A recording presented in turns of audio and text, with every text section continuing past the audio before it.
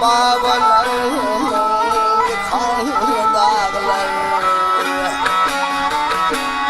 arı oğulların madem zil, Rabbim şerinin kanlı dağlar.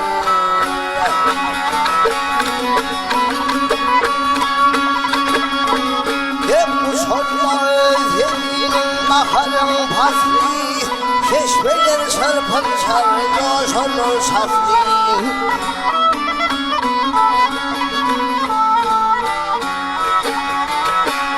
Asıl hayallerin şeridir misli, aşıkların namı kokan dağlar.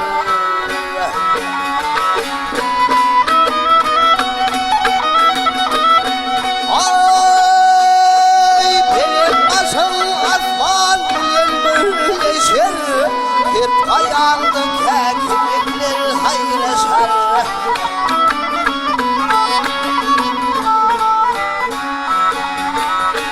Cilvelüm geçir pelimler arlaşar, duş geldiğimdir iken dağlar. Sana hayranım hayranım şadır, amil ey dağların